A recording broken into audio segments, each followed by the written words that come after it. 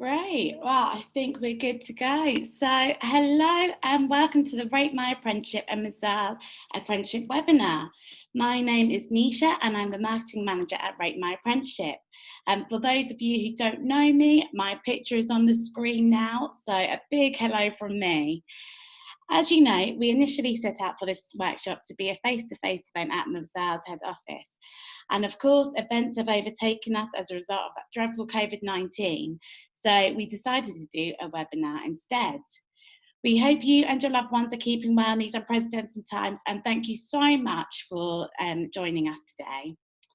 So, by way of an agenda, I will shortly pass you over to my colleague Sophie, who will talk about the apprenticeship landscape over the last year. We do have some interactive polls that we would love for you to get involved in, so please watch out for those. Sophie will also touch on how COVID-19 has impacted the apprenticeship market as well. After the coffee break, we will hand you over to Mazars, and I would like to take this opportunity to say a huge thank you to Mazars for co-hosting this webinar with us. They will give you an insight into the company and their apprenticeships, and they've kindly invited their apprentices to come and share some of their experiences with you all too. We would love to hear from you throughout this webinar, so please use the Q&A button at the bottom of your screen to ask questions. We will have some time in the middle and at the end of the webinar to answer your questions. So, without further ado, I will pass you on to Sophie. Hello everybody, hi. My name's Sophie Baldry and I am Senior Marketing Executive at Rate My Apprenticeship. So over the next 30 minutes, I'm going to talk you through an overview of the apprenticeship landscape. So starting with an apprenticeship refresher, looking at why apprenticeships are getting more popular, touching on the apprenticeship levy, and then considering if employers think students lack key skills. We're then going to look at the recent impact due to COVID-19 and the impact on apprenticeships, and then looking into Rate My Apprenticeship and how we can help you. So by the end of this session, you're all going to know all about apprenticeships, the impact of COVID-19, and how Rate My Apprenticeship can help your students. So as Nisha said, pop in any questions you may have in the Q&A box, and me, myself and Liz will dedicate time at the end of my presentation to answer as many of your questions as we can. Okay, let's get to it then. So the apprenticeship landscape. So we're going to look at market insights before the impact of COVID-19 initially. In particular, looking at the impact of the apprenticeship levy. But firstly, just a quick refresher. You probably all know this already, but we just wanted to touch on this so it sets the scene nicely. So an apprenticeship is a combination of practical training and study across several different levels, equivalent to educational levels going from GCSEs to a master's degree. So what options are available to young people then? Again, here is a quick reminder. Each level has different entry requirements and each apprenticeship vacancy will specify what those are, along with the qualities the employer is looking for, but just a quick refresher here of all the different levels. So then, why do we think apprenticeships are getting more popular? So look at this diagram then, starting with work experience. So as work experience is so highly valued now by employers, it is becoming more and more apparent that university students no longer feel confident in their job security once they graduate. So there is a perception now that a degree is no longer enough to get you by anymore. Along with this, with the ever-increasing tuition fees, students are entering the world of work with a lot of debt. Historically, students have been limited with their options. I will tell you an example of my own. So I went to university way back in 2007 now, and I studied performing arts. I was not naturally academic, and I really wanted to do a practical course. However, at that time, I felt that we only had two choices. It was as simple as you either go straight to university or you get out there in the world of work, have a full-time job, and that then limits your options of gaining any further qualifications. So at that time, I chose the university route. Now, however, students are so lucky, they do have so many options, and more industries are offering apprenticeships, even banking and law. So I love telling students this when I meet them at careers fairs, because I can see how surprised they are that loads of industries are now offering this option. Students can now get a degree without even going to university and getting into debt. So the apprenticeship route is becoming increasingly more popular, and it is a great way for students to take their first step into the job market and therefore get that crucial hands-on experience right away. So 3 years ago, as we know, the government introduced the apprenticeship levy. As a reminder, this is a compulsory tax on employers to help fund the development and delivery of apprenticeships, with the aim of improving the quality and quantity of those available. So employers only pay the levy if their annual wage bill is over 3 million. 3 million was also the predicted number of new starts by 2020 as a result from the levy. So we're going to have some audience interaction here and kick off with our first question. So Lizzie, would you like to start the poll? Okay, so question 1 is, how many apprenticeship starts do you think there were prior to 2017, which is before the levy was introduced?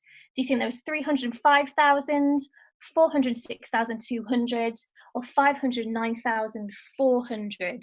Select one answer only, and I'm going to give you 5 seconds to do that. 5, 4, 3, 2, 1.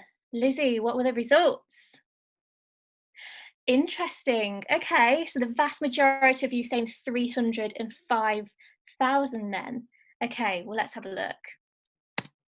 So actually, before the levy was introduced, the apprenticeship starts prior to 2017 were 509,400. So, second question then. Lizzie, fire up the poll. Thank you. So that was before the levy was introduced, but now since the levy, how many apprenticeship starts do you think there were last year? Do you think it was 375,800, 407,200, or 520,000? Again, 5 seconds to answer in 5, 4, 3, 2, 1. And what were the results? Okay, quite an even split there. Okay, very close. Let's have a look. So those who said 375,800, you were correct. You may find that a bit shocking though, as that's a drastic decrease since the apprenticeship levy was introduced, and that's actually a fall of 26%. So the 3 million new starts that the government initially predicted, it's a big no from us. So the Public Spending Watchdog said the government was very unlikely to hit this target, as rather than boosting the number of apprenticeships, they have actually fallen by more than a quarter, with many small firms giving up on schemes and larger ones failing to even claim back the money they paid in, leaving a whopping £2 billion unspent. So why do we think that is then? So currently there isn't really a definitive reason, I would say, as to why the levy hasn't worked as planned. However, obviously there's been a lot of speculation and a lot of discussion around this. And 2 main points that I've come across have been, 1, only 31% of levy-paying employers have used their levy on apprentices. And 2, being employers have been spending the levy to train their existing staff instead of hiring apprentices. So that's 2 main reasons there why it is speculated that the levy hasn't worked as well as planned. So this brings us on nicely to the ISC research. So the ISC is the Institute of Student Employers. Now they have over 500 organisations across the UK who are members. Now these reflect the biggest employers, and they influence and encourage best practice across the industry. From their 2019 annual survey, the ISC reported a 7% increase in apprenticeship hires, which is great, right? However, so odd compared to the market itself, which was reporting a 26% decline since the levy was introduced. However, even though the IC have reported a 7% increase in their apprenticeship hires, 14% of their vacancies were going unfilled. So the reality there was, before COVID-19, employers were facing a real challenge in filling the apprenticeship roles that they had. So what can we do to help students to secure these roles? Is it down to students not having the key skills that employers are looking for? So do we think employers think students are lacking key skills? So this brings us on to the final part of this section. So we're going to look at another ISC development survey, which shows the proportion of employers who say entry-level hires lack practical skills. But before that, I'm going to ask you your third and final question. So Lizzie, if you can launch the poll once again. So out of the following 4 key skills, which one did employers think students were lacking the most? Do you think it was dealing with conflict, commercial awareness, negotiation, influencing skills, or presentation skills? 5 seconds for that one. 5, 4, 3, 2, 1. Lizzie, what were the results? Okay, a lot of you saying commercial awareness, great. Let's have a look if you are right. So yes, indeed, those who said commercial awareness, well done. That was the highest skill lacking for apprentices at 79%. However, the rest of the skills that we listed in the poll are also high up there. So the second skill lacking is business appropriate communication at 76%. And other skills lacking include managing up, leadership, resilience, and presentation skills. So in my opinion, this actually makes sense to me, as a lot of these skills you only really learn once you are in the world of work. However, if students already have an awareness that they need these certain skills, then this can increase their chances at selection stage. So we can help make students aware of what employers look for and help them gain as much experience as they can, so they can be aware of what is needed of them before they enter the world of work. One thing that we are doing right now is working really closely with employers to encourage them to take on students for work experience to help with this problem. Okay, so the juicy stuff then, the recent impact due to COVID-19. So we've spoke about the insights before COVID-19, and now we're going to talk about what the market is actually telling us at the moment. So the good news is that 37% of firms are not looking to change their apprentice and school leaver recruitment this year, which I'm sure would be a big relief to a lot of students. However, 23% will cancel this year's apprenticeship and school leaver programmes. If programmes are completely cancelled, then this will have a significant impact on students' perception of their brand. It is estimated that if an employer stopped recruitment completely, it would take around 4 years to rebuild relationships and trust with students as a result. So we would hope that cancelling programmes altogether would only be a last resort. So if we look at this slide overall, it shows that more employers are going ahead rather than cancelling, which is definitely a positive that I think we should all be taking away from this slide. So looking at the ISC Pulse survey from this year then, so the non-graduates are the apprentices and they are showing in the purple. So I would say this is more of a positive graph. So the majority of schemes with 37% are still going ahead as planned, with 20% showing a slight decrease. However, nearly 40% still don't quite know what is going to happen to their hiring numbers. It is worth noting, however, that most IC members are larger firms, so it is likely that this crisis will impact more quickly on SMEs. So this means that this graph may not show the wider impact on apprenticeships. Continuing with more good news, we still have over 200 roles live on ratemyapprenticeship.co.uk. So the Mazars roles are showing in the screenshot there on the right. I believe Mazars have over 10 roles available at the moment on our website, which is great. And we're going to go into more information about how students can use Rate My Apprenticeship at the end. Also, the majority of employers have adapted and moved to virtual assessments. So this means employers can still hire, they can still onboard, and they can still train students virtually. So who needs face-to-face there when you've got Zoom? We may never be seeing each other's faces again if this is working so great. So finally, let's look at the impact on apprentices. So in case you have any students asking you on what is happening to apprenticeships now, this is probably a lot of confusion at the moment. I'm sure students are asking you a lot of questions. So just for some context, students could be on a break in learning where the apprenticeship schemes will be paused and will resume as soon as possible. So this is where learning stops, time stops. Once they recommence employment, the programme will need to be reviewed again to ensure they can still complete their apprenticeship in time. Students may be on furlough, so apprentices will not be working. However, they are able to continue their 20% off the job learning remotely. So this means that training providers can claim funding for the furloughed apprentices they are supporting, and employers can claim 80% of their wage back, whilst the apprentice earns at least the apprenticeship minimum wage.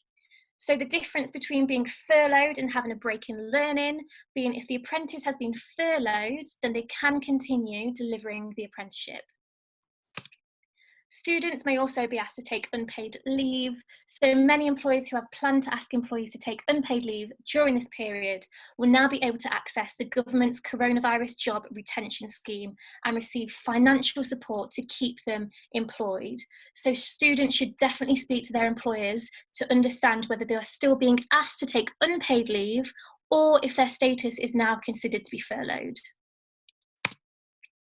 Endpoint assessments, so upcoming assessments may be extended or students will have the opportunity to reschedule. Some endpoint assessments may be postponed until the next academic year. Obviously, there's a lot of concerns of what's going to happen with endpoint assessments. Many have been booked and now cancelled by organisations, or they simply can't take place as they rely on observations in the workplace. And finally, students may become redundant. So if apprentices are made redundant, the government will support them with finding alternative employment and continuing their apprenticeship. The Education and Skills Funding Agency states, if the apprentice has less than 6 months on the programme, they should be able to complete their programme. If the apprentice has more than 6 months, then funding rules allow to continue the apprentice on the programme without an employer for the next 12 weeks, with the expectation that the provider will try to find them a new employer. So this will be continued to be reviewed. Okay, so looking at how can Rate My Apprenticeship help?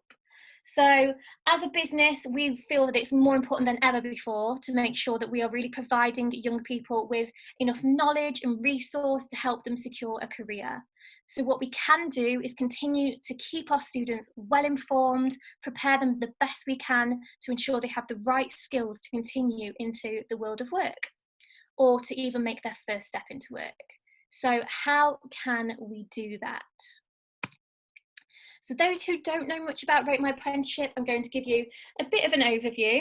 So we call ourselves the Trip Advisor for apprenticeships, as students can actually go on our website and read over 25,000 student written reviews on our website now. So this gives students a great perception on what employers are out there and if the schemes they are going to apply for are actually right for them. So we have hundreds of employers where students can directly apply for their roles, and I'm going to go into more detail about that in just a moment. Not only that, we can provide careers application and advice. So we have our very own advice hub for students, schools and colleges with loads of handy blogs, articles and case studies. And we also distribute 5 copies of a guide to career options to every school and college across the UK. So due to its huge popularity, I'm afraid we have actually run out of these guides. However, we can provide a digital version through the school's advice hub on our website. So you can download the full guide from there. But I will also make sure that I send you all a link out by email after this webinar. Okay. So moving on to the industries then. So here is a list of all of the industries that currently have roles live on Rate My Apprenticeship that students can apply for right now. We also have new industries. So we've introduced these new industries due to popular demand. I remember going to careers fairs and students asking me, do you have health and beauty? Do you have childcare? Do you have hospitality? And now I'm pleased to say we actually do. So we now have all of these new industries along with the others, and these are all live on our website now, so students can directly apply for these positions. Okay, our top 100 apprenticeship employers table then. So this is based on the reviews from apprentices across the UK. So when apprentices write a review for Rate My Apprenticeship, they're asked questions such as what the company culture was like, were there any extra social events, how was the training, were they supported throughout? And this has resulted in us being able to pick the best of the best employers out there in the apprenticeship world at the moment. So this is making it a lot easier for students who visit our website to decide who they want to work for.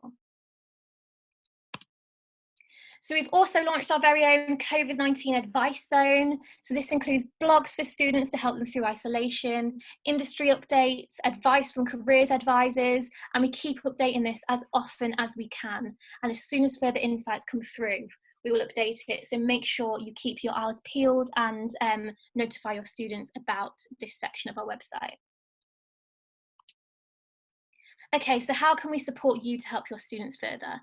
So we would like if you could share our knowledge with your students, educate them about all the different options they have, and create the change. Let's help apprenticeships continue to become increasingly more popular.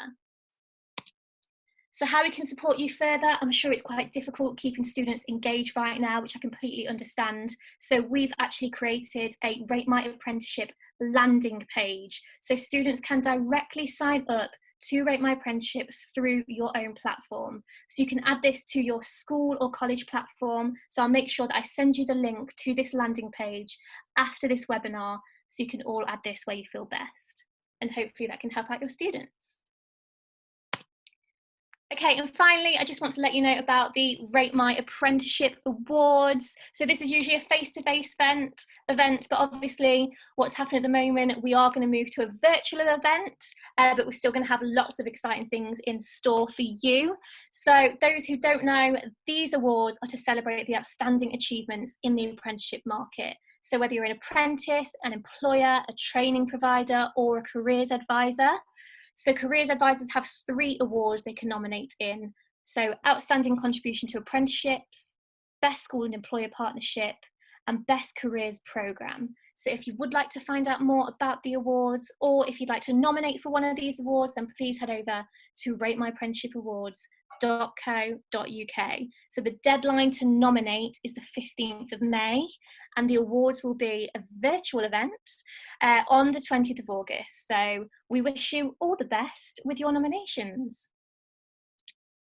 Okay, thanks so much for listening, everybody.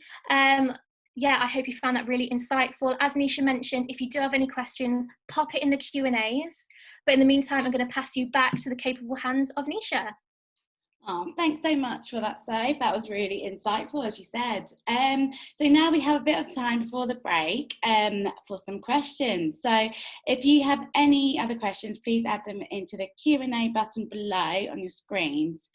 And to help us answer some of your questions, I have some helpers. So we have Sophie, who you've just heard from, and I would like to welcome Liz, who is the Marketing Director of Rate My Apprenticeship. So hi, Liz. Hello, hope everyone's good. Ah, great. So I have a few questions have been sent in. So first one is, how have you got so many jobs on the website, on the Rate My Apprenticeship website? Excellent. Did you want me to answer this, Nisha? Yeah, if you could. Great. Awesome. Yeah, we had a few of our careers advisors ask us this recently, and essentially we're really excited. We've partnered up with the government, with the National Apprenticeship Service, and our very, very clever dev team don't know how they've done it, but they have managed to feed in a lot of the jobs from the government into our website. So we haven't fed all of them in. We're feeding specific ones in at the moment.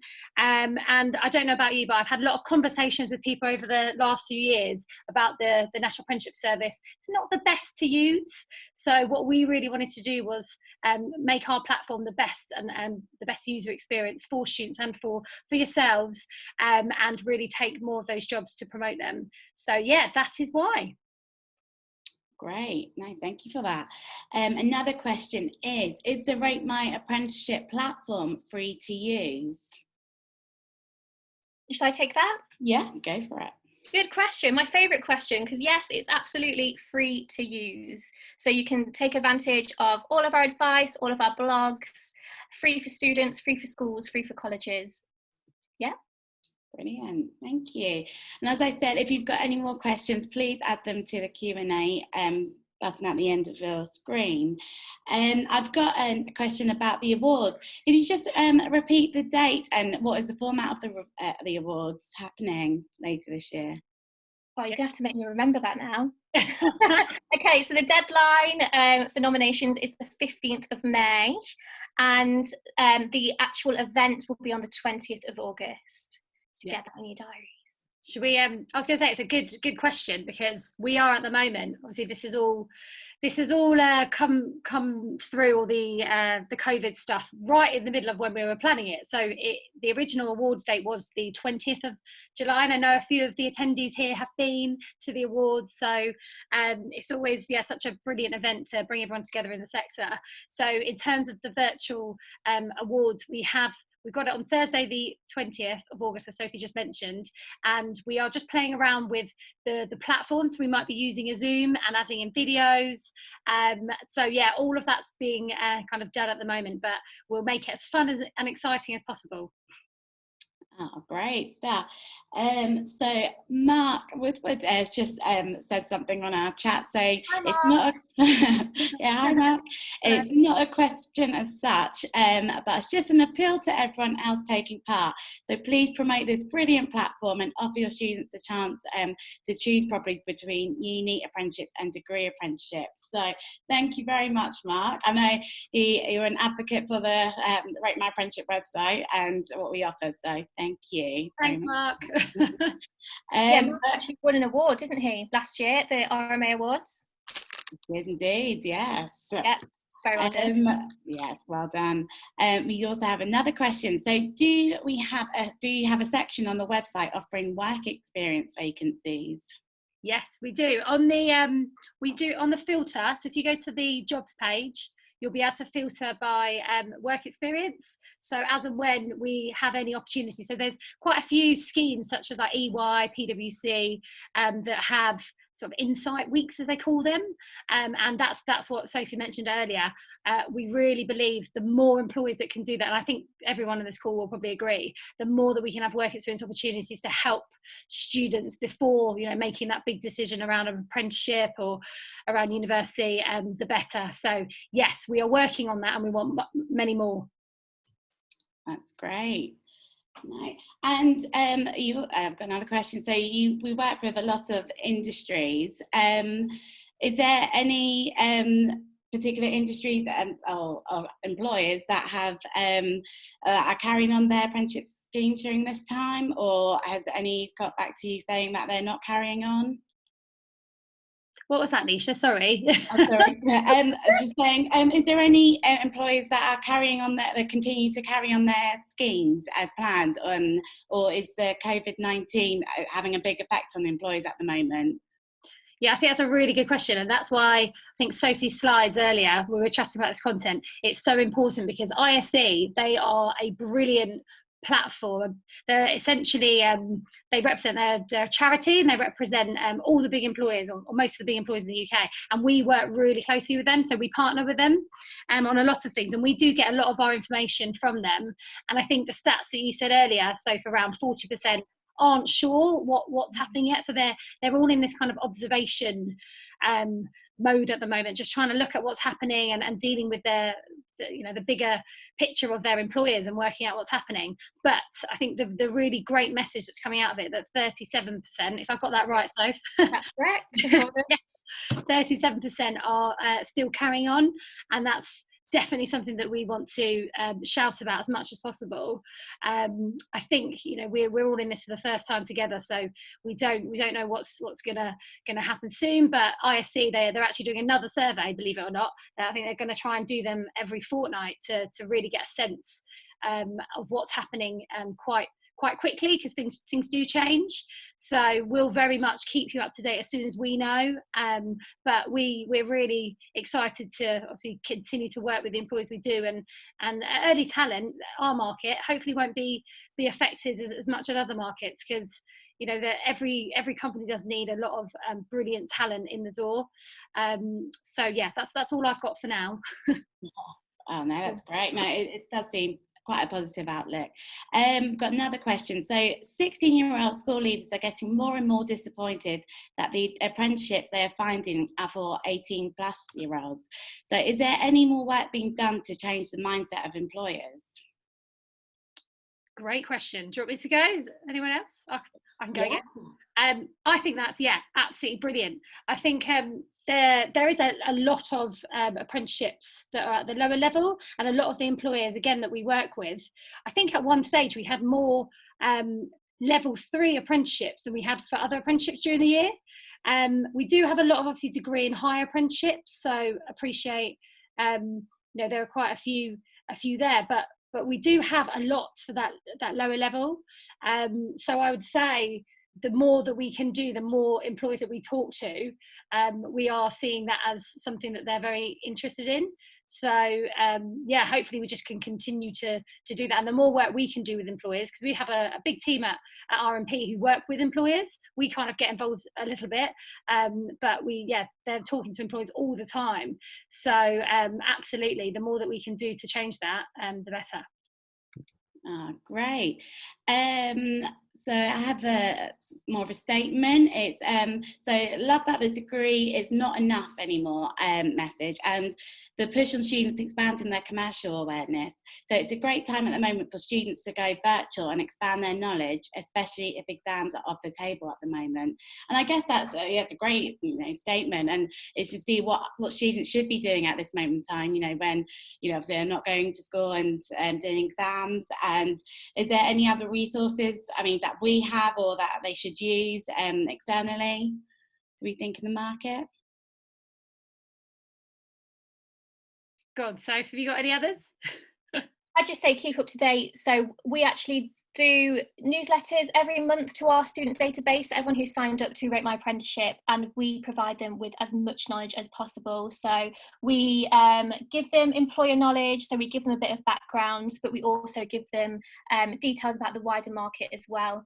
And then I just say keep up to date on our advice hub, because we do lots of different blogs and everything like that will be relevant to them. But apart from that, watch the news. That's the best tool that they can use to be commercially aware and continue to if they know that they want to work for a specific employer, continue to research them, research their company culture, actually see if their values match up with theirs, and then they can show a real passion for working for that employer, and then naturally they're going to know more about that company and show that commercial awareness. Yeah, so it's brilliant. I also have another question on degree apprenticeships. So do you offer degree apprenticeships as part of Rate My Apprenticeship, and what industries do them? Good question. So yes, we do offer degree apprenticeships. So after, if you go on our website, we do split out each level at the side, so you can tick to filter. Degree apprenticeship is a filter that you can select, and there will be opportunities there. I did mention earlier, I did give you loads of industries. A lot of those industries will be offering degree apprenticeships. So it's just a case of searching our website, but students can, when they create their profile, select their area of interest, and then they will always be kept in the loop when a degree apprenticeship within their field becomes available. Great. Another question. So where can students find out about growing industries for apprenticeships given the COVID-19 situation? There is some LMI information out there, but much of it is complicated to view and understand. Yeah, I think it's a really, really good question, and one that we as a team are very aware of.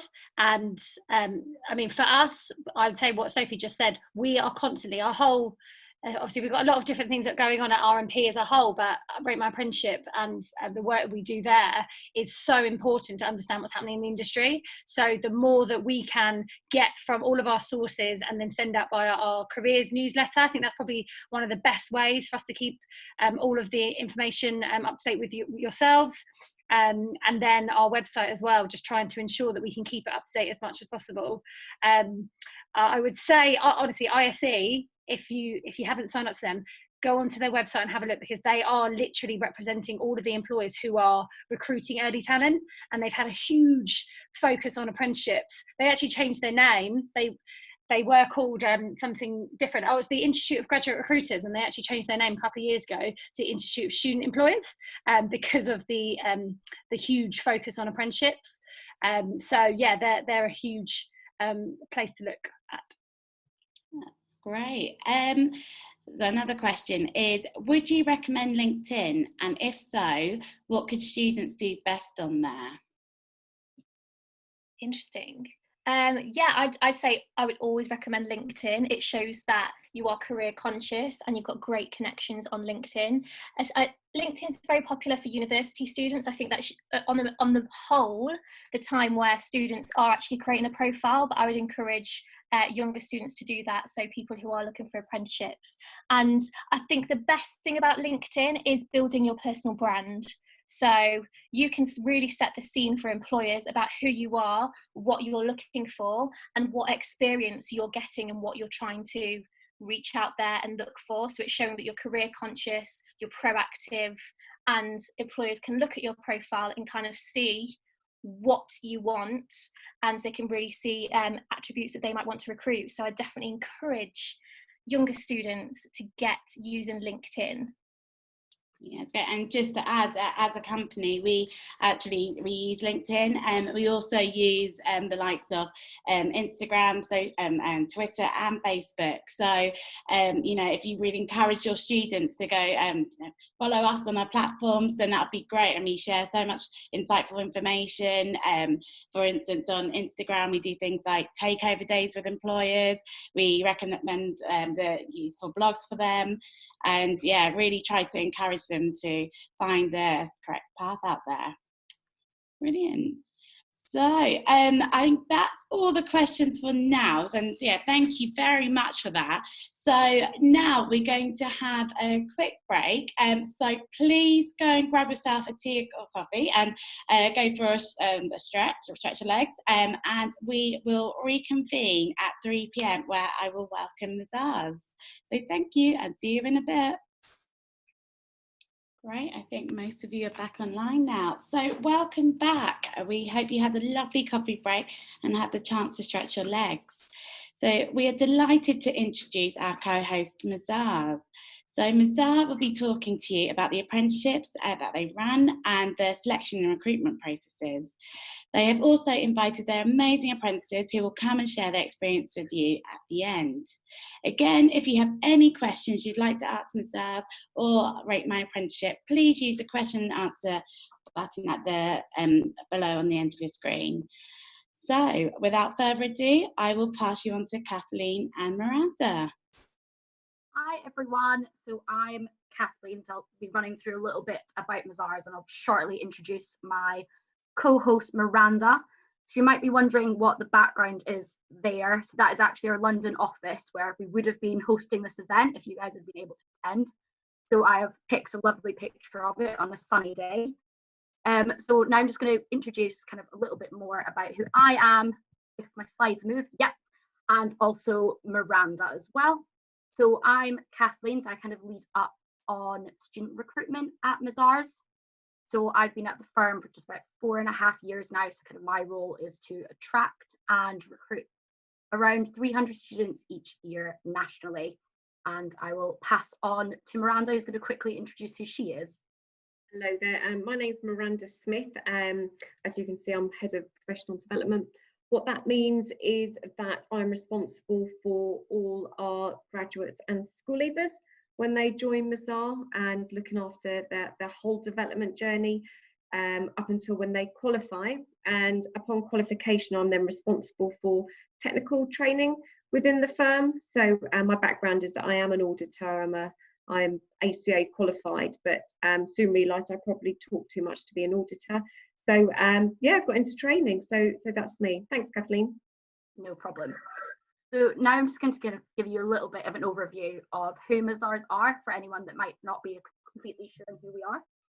So we are an international and integrated firm. So we work across 6 service lines. So that is within audit, outsourcing, consulting, financial advisory services, financial planning, and tax. So what I'm showing now is a little bit of an overview of us in the world, and then also more specifically of us in the UK. So we're in about 91 countries. That was as of January this year, so that might well have changed now. And we're in about 17 offices in the UK, but we kind of recruit our students into about 13 of those nationally each year. So I'm now going to talk a little bit about kind of our core purpose and where the students will join kind of strategic market wise, which I'll explain very shortly. Kind of our 3 core purposes as a firm is our people. So obviously that we are aware that is our most valuable asset as a firm. So we have a highly engaged recruitment team that focuses on recruiting the best talent to ensure that we're able to provide the best service to our clients. So obviously without our clients, we wouldn't be able to run. So we really try and create value and deliver trust with our clients. They are the heart of everything that we do. And also a slightly newer core focus for us is Mazars for Good. So we have a team that leads up on that. So it's just how we kind of work across the business just to ensure that we are driving sustainable change across all of our areas. So we also, so for our students, before they start with us, more specifically in audit at the moment, they can kind of choose which strategic market that they can join. So that's a huge focus for us. So that can be within privately owned business or in financial services, that's insurance and banking. And then we've got industry and services, that's kind of large and listed companies. That can be in retail, manufacturing, and everything like that. Then obviously the public sector as well. So that's within the NHS, charities, so not-for-profit entities. So I'll touch upon a little bit more of what that will mean when students do apply with us. So what I'm going to speak about quickly is our kind of application process. Before I do that, kind of wanted to speak about what's happening with Mazars at the moment in regards to student recruitment. So we take on a lot of school leavers with us at the firm. So looking back when I first joined, we were taking on about 20 school leavers, and this year we're looking at taking on 55. That's how much it's kind of increased over the past 4 years, and I see that increasing more and more and into a lot more service lines as we go along as well. So at the moment we recruit into our accounting and outsourcing, our audit service line, and the tax service line. So as Nisha had mentioned earlier, we do have 3 of our students that will speak to you a little bit more about kind of what that means. That's across our tax and audit services. We have students from different kind of parts of their qualification. So at the moment, obviously, we're all working virtually. So we have also moved our assessment centre process online. So we're in our 3rd week of doing that. So if my internet is working, the days are running smoothly, although sometimes it does cut off throughout. But yes, they have been working really well, and I actually have another one tomorrow. So that is still including school leavers and graduates. So we're still recruiting for about 90 more students this year, and that does include about 30 school leavers within that. So if any school students are interested in applying, this is what our online process will look like at the moment. So it will be quite similar at different firms, I'm sure, as well. So I'll go into each one of those in a little bit more depth, but they will apply with an online application. And as soon as they have submitted their application, they will complete some online tests with us, which is numerical and verbal tests, after which they would do a first stage interview, which is done on the telephone. And normally the final assessment would be at one of our offices, but now we do that on Zoom, which has been really good recently. So our online application is obviously we opened September for the following year. So for example, this year we opened in September 2019 for students to join in September 2020. We open all of our roles then. What we ask is the students to answer a motivational question. So this is around why this role and why Mazars. So I've put in some tips. So if you are explaining this to any of your students, is that we always ask them to have a trusted friend or a tutor proofread their application to check for any errors. We're aware that the students will read their question about 100 times. So they might miss an error within that that they wouldn't have noticed before. So we always tell them just make sure that they do get someone else just to read it over before submitting their application. Then they'll be asked to do our online assessments. So this, as I said before, is a numerical and verbal reasoning test. So they'll take about 40 to 60 minutes. So we do offer a practice test link, which they can do before, which we always advise them doing. But we also always say just to make sure to try other practice sites as well, just to give them kind of the best chance of passing them. And so these will help them become familiar with the questions before they start. And obviously make sure that you're in a quiet room so you don't get any distractions during those 60 minutes that you're doing the testings. And if they are successful there, we then do our first stage interview, which is done on the phone. So this will involve assessing their capabilities and strengths for the roles. So in this, we have an analytical exercise. So my tip here is obviously to really research the issue that they are focusing on. We always try and say make it something that's quite topical at the moment. So I think our recruitment team are hearing obviously a lot about what's happening externally. I always use this example, but I remember hearing about a school leaver that started talking about a crash in 1980, which obviously they were not able to talk about. So they were not successful at that point. So just always make sure that it's something quite topical. And also something that we really recommend is that they look at STAR, which is kind of a way to structure their answers. So that's the situation, task, the action, and the result. So it's really focusing, and it really helps them structure their answer when they're speaking to our interviewers. And it really helps them focus on exactly what they did for any situation that they're talking about. And then, as you mentioned, it's all done virtually now, which will be the final assessment, which students that come to this, it will be mixed between school leavers and graduates that are there on the day. So this is an opportunity for them to demonstrate their strengths through a series of exercises. So this at the moment is a group exercise, a interview, a one-to-one interview, and then they'll do a numerical and written test. This is to kind of retest what they've already done online. We obviously trust all of our students, but we're not there at the time when they're sitting it, so we do get them to do a retest in the day. We always tell them to try and relax and be themselves, because that's who we want to see, and they obviously want to learn a bit more about Mazars. So always take the opportunity to ask as many questions as possible. And we also provide them with an opportunity to speak to one of our trainees before the day, so to kind of ask questions about our culture and that kind of things. We know how important that is for students now. It's not just about the role, but it's also just making sure it's the right firm for them. And we also give them the opportunity to speak to lots of trainees on the day as well. So again, we know it's a big decision, especially for someone at the age of 17, 18. So we really want to make sure that they're making the right decision for themselves. We really want them to get to meet as many people throughout the process as they possibly can, to really help them make an informed decision. So I'm going to pass over to Miranda, that will speak a little bit more about their professional development. Now I'm handling the slides, which I've just realised. So Miranda, do tell me when to move on, and I can move on. Yeah, no problem at all. Tell me when to click, I will do it. Okay, no problem. Thank you, everybody. So what I wanted to talk to you about is professional development at Mazars. It's it's not too dissimilar to what really other firms do offer, but we do look at it slightly differently, because we are very much of the mind that not only do we want to support school leavers and graduates to be able to pass their qualification. What we want to be able to do is to be, for them to be the all-rounded professionals that they need to be. So, for instance, it's not just about having the knowledge, which you would need to pass your exams. It's also about how you apply that knowledge. And so our development program concentrates on the skills that are needed, the knowledge that is needed, and how they can then behave in the workplace. And that's why our strategy is for students to undertake their qualifications under apprenticeship frameworks. And that is not just for school leavers, but it's also for our graduates as well. So, first of all, how can a school leaver become a professional accountant?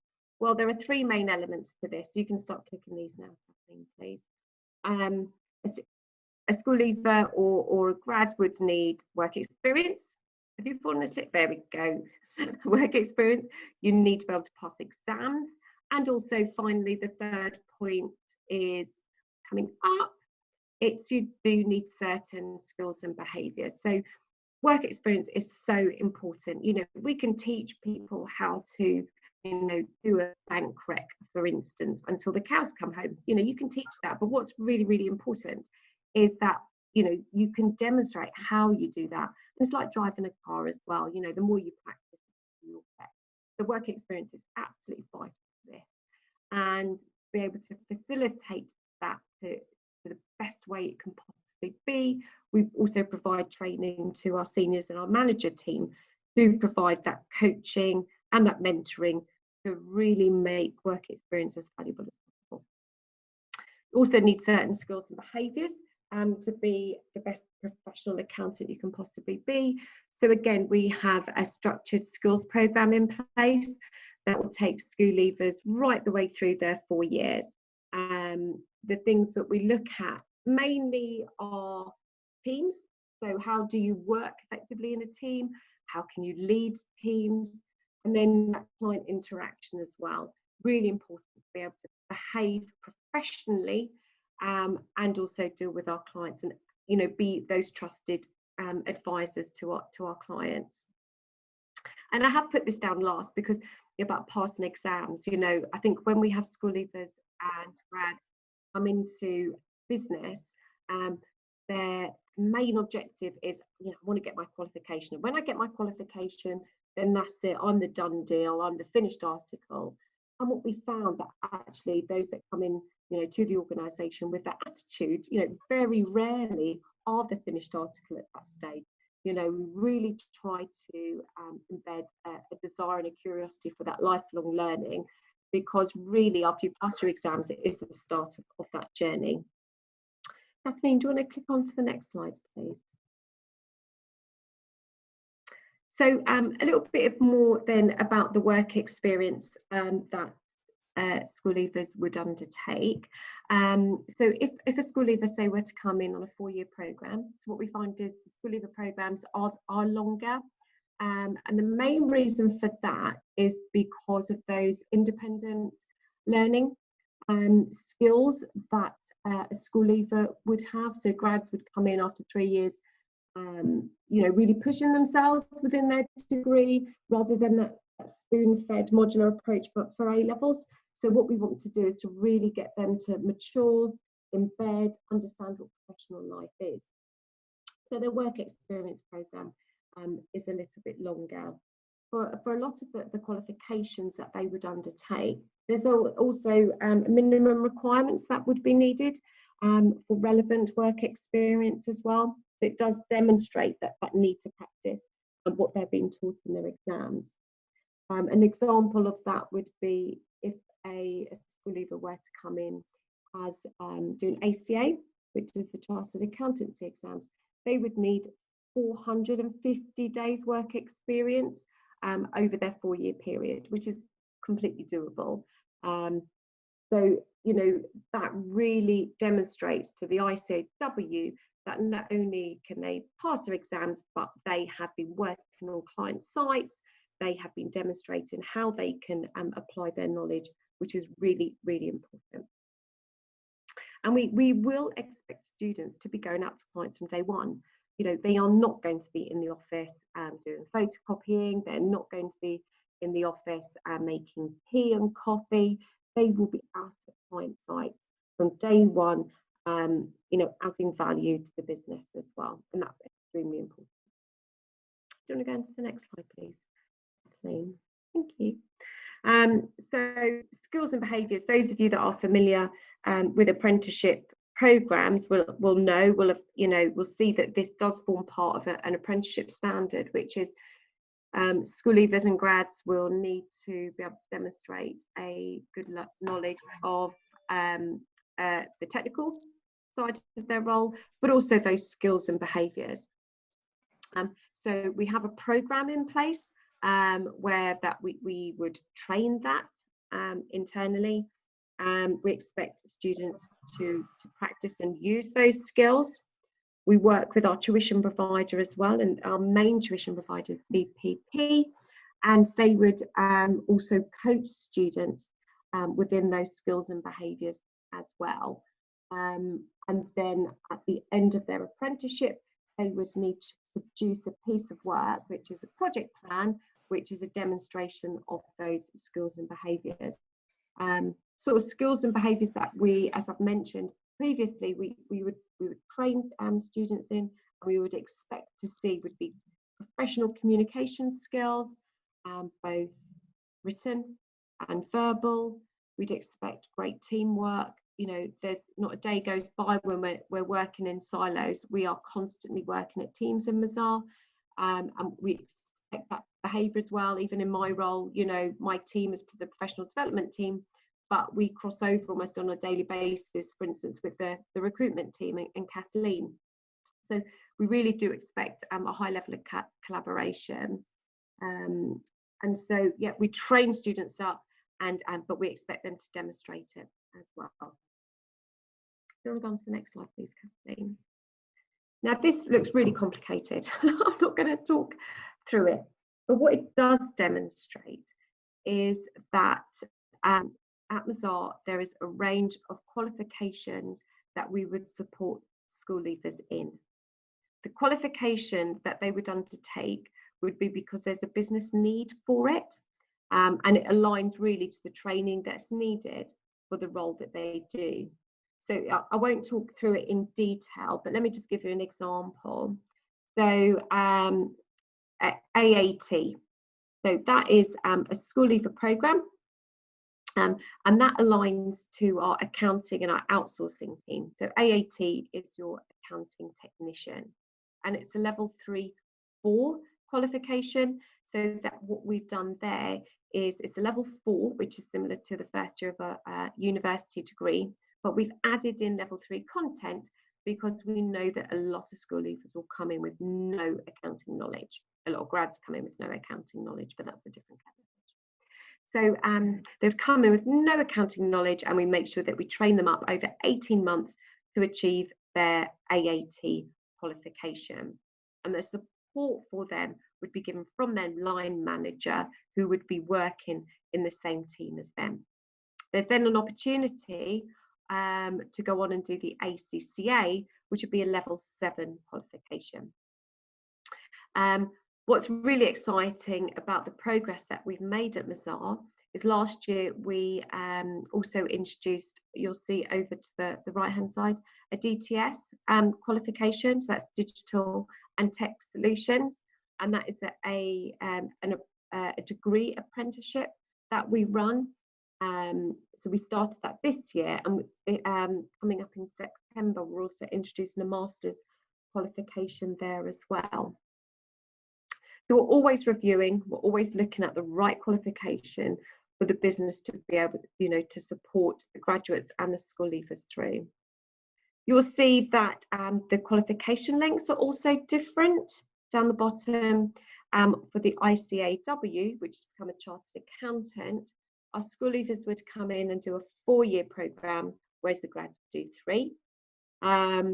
For the CTA as well, and CTA is a high level tax qualification, that would you'd also take longer as a school leaver to do that, because we don't want to rush them through. We want to be able to support them as best we can from better learning. So yeah, so that's that slide. And so as you can see, a real range of qualifications that we would support at Mazars for both school leavers and graduates. Thanks, Kathleen. You're even reading my mind now. So what's needed to be successful at professional exams and apprenticeships? Well, you know, I kind of had to take a step back and think, you know, what is it really that advice I would want to give to school leavers and grads? I think the first thing is to choose the right employer. That is really key. And the right employer would be someone who would support you, not just financially through your qualification, but really I would advise them to ask questions about, you know, the qualification, ask them about their training program, you know, what learning methods as well is really important. So some employers might, you know, want students to do everything online. They might do it all classroom. It could be a blended approach. And the key as well is the relationship with the tuition provider, because you know, what's really important is that you can influence what the tuition provider are delivering. You have a relationship that you can understand what's going on within the world of qualifications as well. And that's really key to be able to support the students properly so that you can advise them properly within their qualification. And a really, really good example is just what's happened now we've had a whole huge amount of June exams were cancelled. We've moved to September, but because the relationship we have with our tuition provider and the number of institutes, you know, we're able to get ahead of the curve. We're able to insist on, you know, the learning methods that the tuition provider are using, and also campaign even the institutes about what's required. So that's really, really important. I would also say to a school leaver and a graduate that, you know, you can take a horse to water, but you can't make it drink. So actually we can provide the best support, we can provide the best training that's out there, but actually it's down to the school leaver. And we, you know, Kathleen will also, you know, agree with me in that we see it time and time again where, you know, sometimes students fail because they haven't been dedicated, they haven't gone back and really understood what, you know, what's being taught to them. So there is a lot of dedication, there is a lot of commitment. You know, resilience is really important, and it's a word that's bandied around a lot, and we do offer training and support, but the more resilient we can make ourselves, the better it is, you know, for us in challenging times. And I would say that to the school leavers as well. We are here to support, but also you know, we need our school leavers and we need our grads to talk to us when they're finding things tricky, rather than just leaving it. And don't be afraid to make mistakes. That's the best learning tool, isn't it? Is making mistakes. And don't be afraid to do that. You know, don't be afraid to volunteer to do stuff and get it wrong, because by then you will learn by those mistakes. And you know, we find that school leavers and grads really do hold back on that. No social life. Yeah, so when you're studying for professional qualifications, you have to dedicate your evenings and you have to dedicate weekends. We sometimes see people coming into the business knowing that but not fully appreciating it, and it's really important to understand that actually for those 3 years, 4 years, 5 years, whatever it might be, that you will have to dedicate a lot of your own time to being successful. Yeah, use others around you, really, really important. So tuition providers will say, do X, Y, and Z. We'll do it. You know, we have a blended learning approach at Mazars. And so when they're studying remotely, our students need to do mock exams and submit them remotely. And a lot of them don't do it.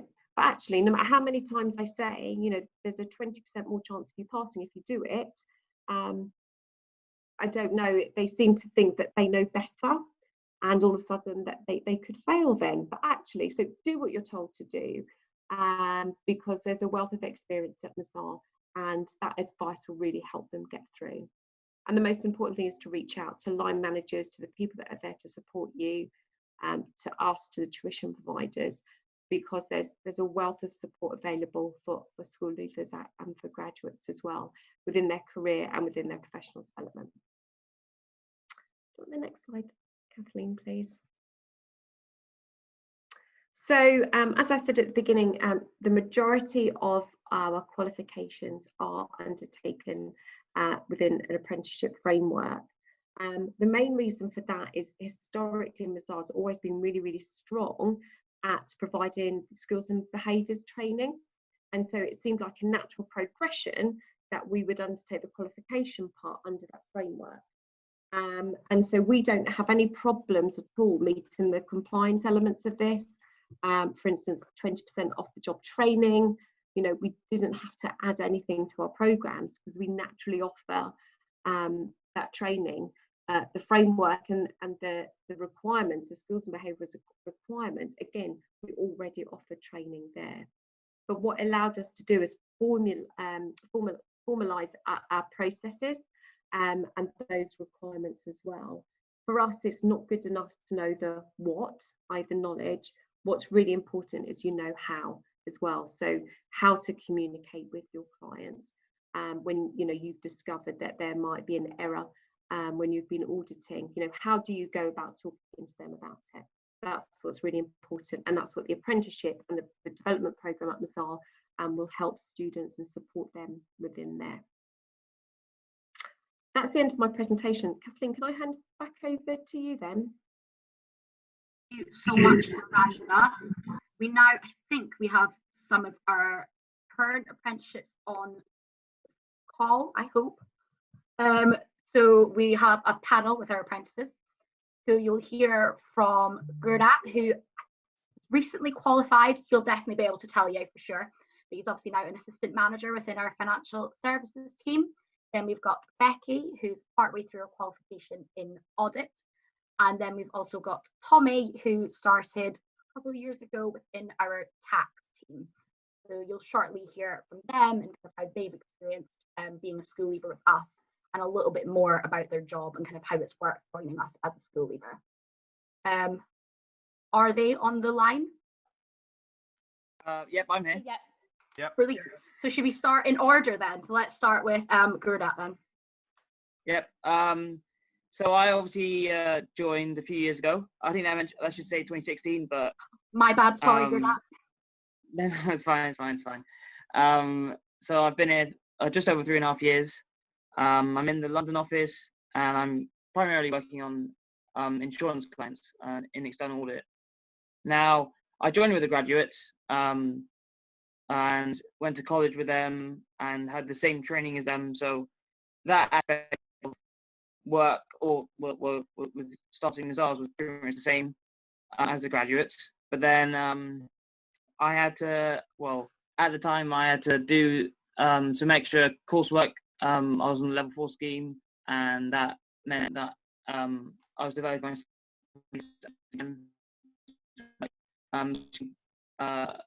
used to the fact that I was starting proper corporate life because it's my first time having a proper job. I never had a job before that, so just getting used to it all. I was treated the same pretty much. Obviously, there was support if I wanted it at the time. Everyone's really friendly, really open.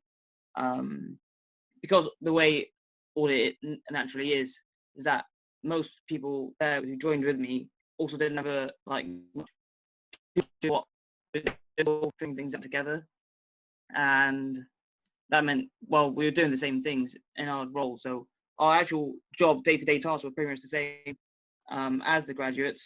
There's 2 school leavers when I joined, me and another girl, and we had the same tasks as everyone else.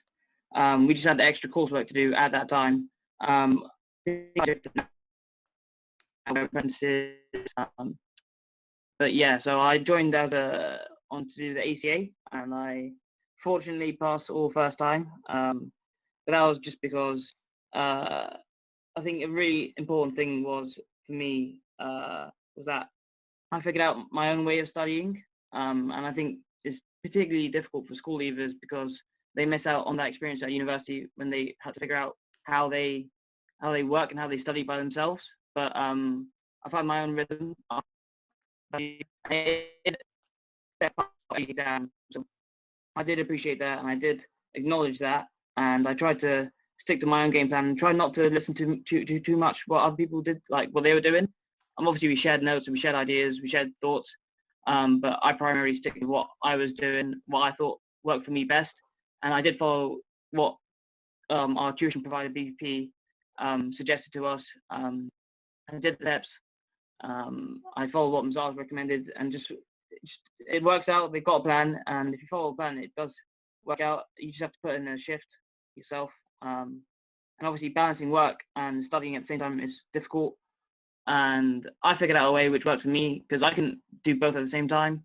So I tried to block work and block study out. So I'd have a big block of work, then I had a big block of study. I wouldn't mix the two together. So that's what. So what the point is that I figured out my own way of studying and working, and it is a hard thing to balance. It's one of the hardest things to do. Balance work, your own life, and study. But you do have to just figure out your own way. And yeah, that's it. I'm qualified now. Just qualified a few months ago. Nothing's really changed. I've still got the same responsibilities as I used to. It's just the title pretty much. But yeah, it's been a good 3.5 years. Learned a lot. And if you do want to learn, school leavers do want to make the most of it. It is up to them. We've had school leavers in the past who kind of let people do things for them rather than putting their foot forward. They're just scared. They didn't know what they wouldn't know what to talk about or what to do. But I think it's important that you do, like Miranda said before, not be scared to make mistakes. Try your best to try new things, because everything will pretty much be new for you at that time. Yep. Brilliant. Thank you so much, Gerda. So Gerda will stay on for any questions after we meet the rest of our apprentices. So I will hand over to Becky, who will give you a little bit of a similar overview in regards to her career at Mazars. Hello everyone, my name is Becky, as it says on the slide, and I'm from the Leeds office, and I work in owner managed external audit. So I guess quite smaller businesses to turn over about 100 million, so it's not too big. I guess I started in 2017 as a school leaver, and the one thing I would say is it is more challenging to start as a school leaver, but I'd say I quite enjoyed the challenge. It's not easy, I'm not gonna lie. You've got to put a lot of effort in, and you can't just sort of expect things to come to you. You've got to go and fight for them. But it is quite rewarding as well. So I remember the day I passed the first level of the ACA, which is what I'm studying for, and it's got to be one of my best days. And results days are quite nervous, but when you get the results that you've worked hard for, it's very rewarding. I'd also say that I started with a lot of the graduates, and everyone works at their own paces, and that's something that at the start you don't realise, but some people just pick things up a lot easier. So it's just got to work with what you know you're comfortable with, and sometimes stepping out of your comfort zone. Some people can do really well at their exams and smash them all in 3 years as a school leaver. Some people take longer than that. It's just what you find the best way works for you. And like I said, studying is a big part of it, and we all have our own methods of doing it, and BPP do help with that and aid with your studying. However, you can't just expect to go to college and know it. You do have to put in your own shift on a weekend, but it is quite rewarding, because once you finish your studying, you get a break, so you do get a bit of time to sort of have a social life. But within the Leeds office, we have quite a lot of socials anyway. On a Friday, for example, if we've had a really busy week, we'll go out for a drink, for example.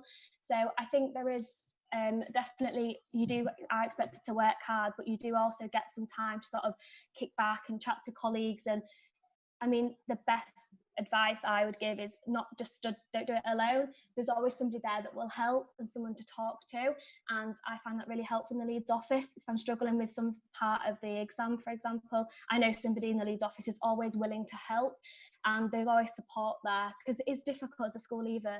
Like my colleague said, you don't have the skills that you've gained at university, and the hardest thing for me was deciding the best way to study, and I think it took a few months to realise the best way to study. But once you've got it, and the exams just they are difficult, but once you pass them, they're in the bag, and before you know it, you'll be qualified. So I'd just say it's a really good experience, and especially when you've got an employer like Mazars that do spend a lot of time to invest in their people, and do support you through everything. So yeah, thank you very much. Brilliant, thank you so much, Becky. Tommy, you know you're up next. So Tommy will do a kind of similar overview in regards to his career. Yeah, thanks, Kathleen. Hi, everybody. My name's Tommy. I work in the Leeds office. I joined, as it said on the slide, joined around September 2018. So I've been at Mazars for about a year and a half. So my role at Mazars is working in corporate tax, and as well, I often get to get involved in some tax advisory work as well. So I thought I'd just give you a bit of an understanding of my thoughts on why I decided to go down the school leaver apprenticeship route rather than university. So for me personally, and I'm sure there's quite a lot of other people out there that might feel this way, I found the idea of going away to university and studying another subject or course, whatever, for 3 or 4 more years, quite daunting. So not to say that going down the apprenticeship route and studying towards the qualifications that we've previously talked about isn't challenging and a lot of bookwork, because it absolutely is. However, for me, the ideal scenario was being able to go into a new environment and start gaining that on-the-job experience and getting paid. Ultimately, that was a part of it as well. I didn't want to wait another 3 or 4 years before I could start working towards that. So yeah, just to echo Gerda and Becky's comments, it is definitely a lot of hard work and time and effort put into the exams. There's no doubt about that, but it's highly rewarding waking up on the morning, whatever day it may be, receiving your exam results and seeing that you've passed is a great feeling to see that the hard work you've put in has paid off. But ultimately, I would highly recommend the apprenticeship route to anybody that was unsure about university, because that was me in my position. I found the process for applying for the apprenticeship extremely easy.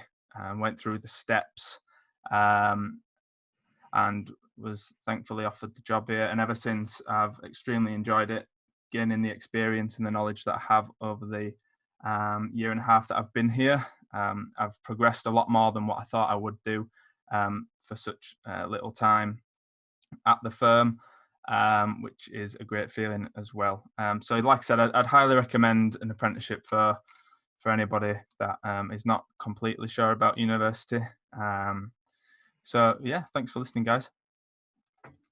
Thank you so much. So that's from our panel. So I think the next slide is questions. So Yeah. I think our panelists will stay on the line, and I have as well. Miranda's dropped off, I think, but if there is any questions from Miranda, I'll do my best to answer them. And if there's any I can't answer, obviously I'll follow up with Miranda and come back to you. Oh, thank you very much, Kathleen, and thank you to all the apprentices, so Becky, Gerda and Tommy. So we have a first question, and this is for Gerda and Becky. So which key aspect of your experience with Mazars as an apprentice would persuade current year 11 and 12 students to take this route over uni? Would it, yeah, that was our first question. I can answer that, that's fine. So, well, I don't know what out of university, but for me, I knew I wanted to learn stuff that would apply to real life scenarios and my job eventually. And everything you do learn on the job is completely useful, and it just prepares you better for the corporate world, or their eventual plans. You do learn a lot on the apprenticeship because that is their aim. The first 3.5, 4 years you are meant to be learning a lot, and it is a lot, and you can only learn as much as you want to. So as long as you make the most of the situation and make the most of what's available to you, especially at Mazars, where there is a lot of opportunities out there where we can try different things. And if you just talk to your appraisal manager, you can sort out what you want to do and what jobs you want to apply for. So in external audit, I have insurance clients, but if I wanted to, I could have asked earlier on in my first year to try for banking clients, to try for asset managers, or if I wasn't even feeling in financial services, I could have asked to apply for industry and commerce or services. But essentially, you do learn a lot, and it all is very useful for you. Yeah. Great. I don't know if Becky wants to add anything. Yeah, I hope I'm not on mute. So I'd say what would persuade is year 11 and 12s is I looked at it as like a sort of a 5-year plan. So if I'd have gone to university, I'd have done a 4-year course and then done a placement year in between, and then obviously joined Mazars and done another 3 years, which would have meant another 7 years studying, which when I finished my A-levels, I thought I don't want to do this anymore. And so I just took it as it's another 4 years of studying and I'll be fully qualified, and I won't have to do any more exams ever again, probably not. So I just took it as a sort of a lesser time studying, because I think by the time I got to my A-levels, I'd had enough of my exams and things. But I also think I wasn't really interested in going to university. I mean, I know people that went to university, and I just knew that what I wanted to do at 18. I know a lot of people don't. So I think if you know what you want to do, you might as well start at 18 rather than wait till you're 21 or 22. Oh, great answers, guys. And that question was from Mark, and he just had a little comment to say, thanks so much to Kathleen and Miranda for the information given today. And he actually visited Mazars last year in London for a similar session, so it's very inspiring. So thank you. So another question for the apprentices. So yeah, thank you for sharing your experiences. What has been the most challenging part of your apprenticeship? And Tommy, if you'd like to start with you. Yeah, absolutely. The most challenging part for me was probably, so when I joined with the graduates, and then after, so we both sat the first couple of exams at the same time together. However, the graduate scheme is slightly more accelerated than the school leaver program in the beginning. In the beginning, it's spread out a little bit longer. So I found myself in a position where I was sitting the remaining initial exams alone. So that was a challenge for me, because although the graduates that I joined with were always on hand to be able to help me, because they'd sat the exams themselves, they weren't doing it at the same time as me. They'll have been focusing on another exam as well, so they had that to consider with for when I was maybe in need of some help. So I definitely say that was the most challenging for me. But as Gerda said earlier, you find that routine and that method that works for you most for the revision. So once you find that, and you can implement it for every other exam, and thankfully for me, all of my exams have come back as passes. So for me, yeah, it's just finding that method, and that would hopefully help a lot of students overcome that initial barrier like I faced. But it might not be the same for others. They may have a lot more other school leavers that join at the same time as them. Right, Becky and Gerda, have you got anything to add? Like the challenges that you faced?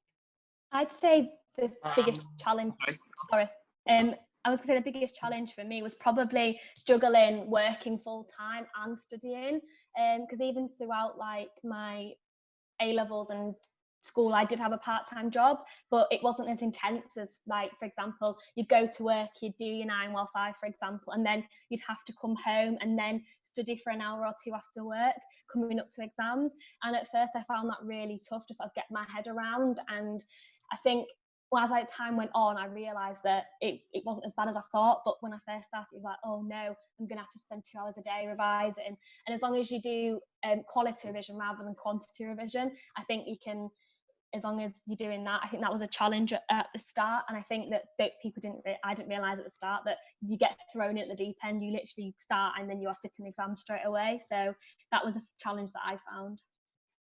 Oh, brilliant. I've also got another question. So how did the apprentices manage their finances and things like travel costs? Do they live do you live at home, or do you live with friends? I personally still live at home. Yeah, so do I. Yeah, me too. Three of you, okay. Yeah. But yeah, I think Mazars, I think I've seen it a couple of times where there are emails going around saying if anyone wants to stay, or someone's looking for someone wants to stay with them, please let us know. But I mean, commuting to this in London at Tower Bridge House is it's fairly straightforward. It's just the tube, which costs about £3 or £7 a day. And obviously living at home, I don't think it's too much of a trouble. I think we're paid, obviously the salaries are different to the graduates, and obviously it depends exactly what you do and how different it is. But I do recommend living at home for at least a year or two before moving out, just because moving out, getting a new job for the first time, studying, doing all that in one go is pretty taxing in a short period of time. So, but I've had no trouble with finance myself. Travel costs are relatively low, and if you're commuting to clients, obviously if you're in audit, Mazars do reimburse you for your travel costs and your hotels and your lunch and dinner and breakfast, obviously up to a budget. But yeah, so if you're an audit, you do external audit, or internal audit, you do expect to be traveling a lot, but Mazars do reimburse you. Oh, brilliant. And then I've just got a last question for all of you apprentices. So what's been the highlight of working at Mazars and in your journey? So what have you really enjoyed? For me personally, I love the culture at Mazars, and the focus on the people, and everybody embraces it. I don't think there's ever a dull moment at Mazars around the people that you work with. Everybody is always so amazing and always able to help you if you're in need. And as Becky said earlier, there's so many social opportunities available for us. So we're always getting involved in something fun, whether it be weekly or monthly, with your peers and your colleagues, separate to work completely. It just allows you to step out of that work scenario and just have some fun with everybody, which I have enjoyed quite a lot since at Mazars. Great. Lovely. Gerda and Becky? I have two. I think I quite enjoy, obviously, the highlight has been getting exam results. And when I got my ACA results last year and I passed, I think that was definitely a highlight, because it was 3 months of late nights and hard work, and I opened up and got the results I wanted. So I think that was definitely one of the highlights. And like Tommy said, the socials and getting together outside of work have been really good as well.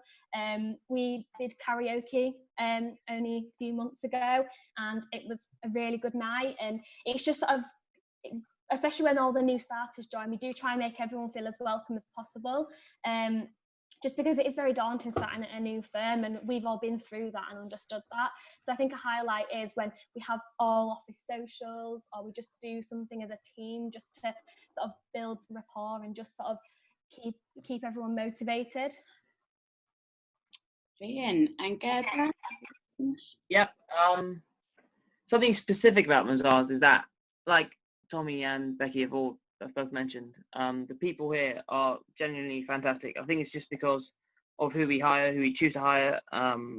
It's been everyone's been great. Well, like I've not had any troubles with anyone, and everyone's so inviting, from senior management down to juniors. Everyone has been just really good personalities. Everyone's been unique. Everyone's been working hard and in our teams, and we all are very including. And it was like Becky mentioned, when I first joined, it was a bit daunting just seeing that. Like I felt like they were all just a bit ahead of me, and I was always a step behind. But that was definitely not the case. At least in audit, they're all inviting to me, and I felt that at Mazars, we all know how everyone feels, especially when you join us the first time. The partners are all understand that we're not trying to scare you from this job. We all want to grow, and Mazars has been growing very quickly recently, so we do try to be as inviting as possible. And obviously with the socials, we are trying to do as many socials as possible, just so everyone's feeling included. And yeah, well, at least in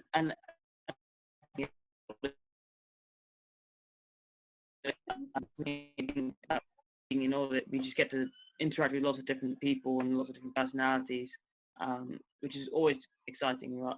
That's just, obviously it depends on who you are and what you like to do, but I like meeting new people, and in audit we get to always meet different people, good, whether it's for worse or better. I don't know, but it's always exciting. Oh, brilliant.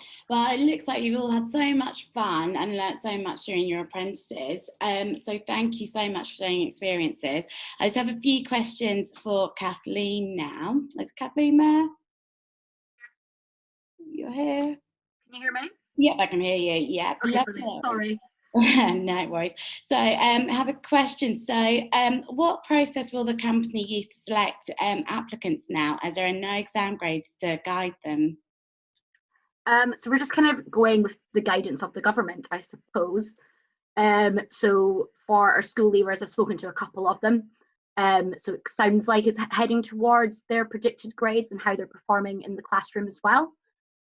So when we've been progressing candidates through our application process, we always base it on their predicted grades. So we're just going by the guidance of whatever the government says. So so it sounds like it'll be based on predicted grades. So it kind of varies between our schemes, but we tend to look for 112 UCAS points at A level and also BTECs as well. So I think that's the equivalent to Bs and a C. And then at GCSE level, we look for a B in English language and maths, which I'm still trying to wrap my head around the numbers. I think that means a 5/6 and above. I could be wrong. It changes a lot, so I'm still trying to get my head around the new number system for GCSE. But that's kind of how it's working. Brilliant. And someone just asked, what's the closing date for the Mazars apprenticeship applications? So we're ongoing. So as I said, we opened back in September, but it varies. So we did actually open up 2 school leaver tax roles today. One who will hopefully join Tommy in September, actually. So that's within corporate tax. So it's kind of on a rolling basis. So kind of as soon as we fill any of our vacancies, we do close the role. So it just kind of varies. So the corporate tax team, as you can see, it's obviously not changed too much with Mazars recruitment for what's going on at the moment, but the tax team got in touch yesterday and have asked us to open up a couple more vacancies. So it's just kind of ongoing. So we'll still be running assessment centres, I'd think, until July, and then hopefully all of our students will start with us in September. Is the goal, is the 1st of September is when they'll start. But obviously that might change, but at the moment we're hoping that they'll all join us on the 1st of September. Great. Another question. So which A-level subjects and grades give you the best chance of getting onto a school leavers course at Mazars? So we don't look at what A-levels you've done. So it was just your 3 best A-levels. So So we obviously, as I said, we don't look at it, but then obviously we do find with the exams and everything like that, obviously if you've done kind of a maths background, it might help you with the exams. But as Becky, Tommy and Gerda have all said, it's just about finding your own revision. So if you have done 3 unrelated A-levels, that shouldn't matter, just as long as you focus on your exams and just putting in the work and ensuring that you're able to pass, and obviously going to college and everything like that will help with it as well. But no, we don't look at what A-levels that the students have done. It's just the 3 best A-levels that we'll look at. Lovely, great. And we've just got time for one more question. So the last question is, how should I prepare my students to be successful in gaining a training place? So I can talk about kind of a little bit about our process, but I think the 3 of them will have done an assessment centre with us. They might have a little bit of an insight in how they prepared for the day as well. I do remember Tommy's more than anyone else's, but yes. So what we do is, obviously, as I've kind of touched upon the tips, but it's always just ensuring that you've done your research, and it is the company that you want to work for, and it is the role that I guess is very difficult for school leavers to know specifically what role they want to do. I don't imagine something they just knows that they want to do audit financial services straight away, but just kind of really putting in the thought process of kind of why they've applied for Mazars and why specifically that role. So that's always what our interviewers always look for, and that's always kind of the feedback for the candidates who do kind of fall down at the assessment centre stage. It's an obvious question, but they ask why audit, for example, and if the student says I don't actually know what audit is, that's always not going to be a great answer. So I guess that is kind of the hurdle that a lot of the students do fall down on, is just really being able to show their motivation. And at the end of the day, that is what our partners and what our managers are really looking for, is people that want to join us in September. They're dedicated to join Mazars and they really want to be successful in that role. So that is why they ask that.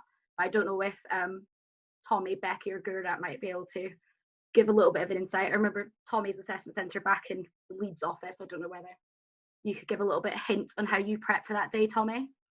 Yeah, at the time, obviously, you wouldn't have done anything similar to that at all unless you'll have attended other similar situations. So for me, it was a completely new scenario that I was going to have to prep myself for. So I found that a lot of the answers that you'll be looking for, you can find online and by doing your research.